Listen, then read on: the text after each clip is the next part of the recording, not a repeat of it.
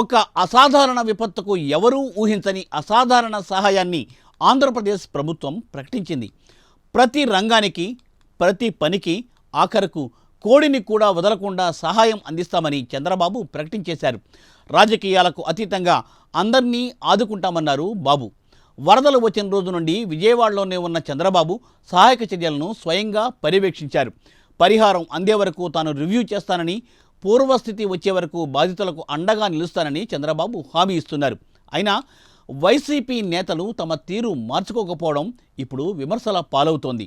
వరద సాయంలో వీసమెత్తు పాత్ర కూడా పోషించని ప్రతిపక్షంపై జనంలో ప్రస్తుతం వినిపిస్తున్న టాక్ ఏంటి?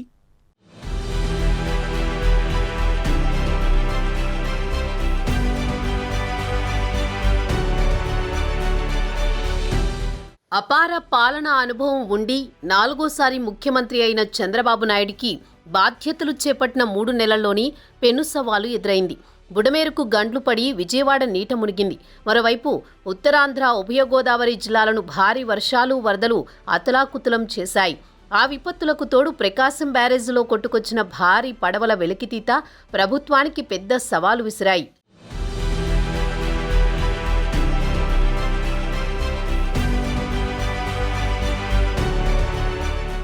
విజయవాడను వరదలు ముంచెత్తిన నాటి నుంచి క్షేత్రస్థాయిలో సహాయక చర్యలను పర్యవేక్షిస్తూ వరద నీటిలోనే తిరుగుతున్న ముఖ్యమంత్రి చంద్రబాబు తన అపార అనుభవాన్ని ఉపయోగించి బాధితులను ఆదుకోవడంలో నిమగ్నమయ్యారు.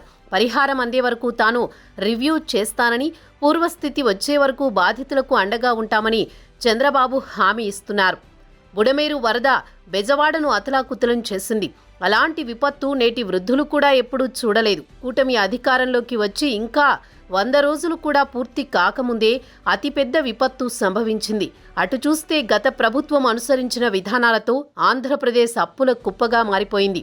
అయినా వరద బాధితులకు సాయం చేయడానికి కూటమి సర్కార్ నడుం బిగించింది. వరద బాధితులు పడిన ఇబ్బందులను, కష్టాలను ముఖ్యమంత్రి స్వయంగా చూశారు. సహాయక చర్యల్లో ప్రభుత్వం చూపిన చొరవతో దాతలు పెద్ద ఎత్తున ముందుకొచ్చారు. అటు కేంద్ర సాయం, ఇటు దాతల విరాళాలతో బాధితులను ఆదుకోవడానికి ప్రభుత్వం ప్యాకేజ్ ప్రకటించింది.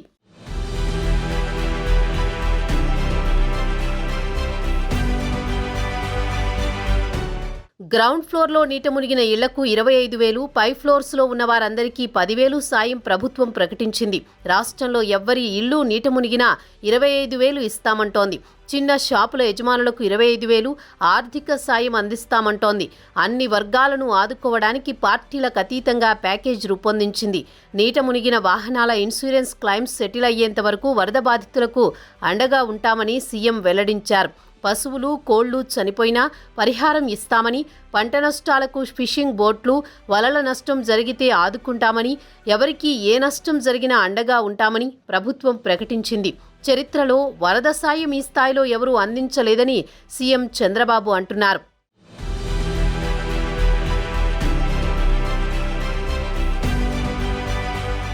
వరదలు వచ్చినప్పుడు విజయవాడ వచ్చి వెళ్లిన మాజీ సీఎం జగన్ అవి మ్యాన్మేడ్ డిజాస్టర్లని విమర్శలు గుప్పించారు. 5 ఏళ్లు అధికారంలో ఉండి బుడమేరును నిర్లక్ష్యం చేసిన ఆయన ఇప్పుడు ప్రభుత్వంపై ఎదురుదాడి చేస్తున్నారు. ప్రతిపక్షంగా మీరు వరద బాధితులకు చేసిన సాయం ఏంటని ప్రశ్నిస్తే తాపీగా ₹1 కోటి విరాళం ప్రకటించారు. దొంగలు పడిన 6 నెలలకు కుక్కలు మురిగినట్లు ప్రస్తుతం ఆ మొత్తాన్ని ఖర్చు చేస్తున్నామంటున్నారు. ఇన్ని రోజులు ఆయన ప్రకటించిన సాయం వరద బాధితులకు అందలేదు. దానిపై విమర్శలొస్తున్న నేపథ్యంలో వైసీపీ నేతలు అప్రమత్తమయ్యారు. వరద బాధితులకు బొత్స సత్యనారాయణ ఆధ్వర్యంలో నిత్యావసర సరుకుల పంపిణీకి శ్రీకారం చుట్టారు. చేసేది మంచి పని అయినా వెంటనే ఆ సాయం అంది ఉంటే వైసీపీకి మంచి పేరు వచ్చేదేమో. కానీ వరదలు వచ్చి వెళ్లి దాదాపు 20 రోజులు అవుతున్న తరువాత వైసీపీ సాయానికి సిద్ధమవడం విమర్శల పాలవుతోంది.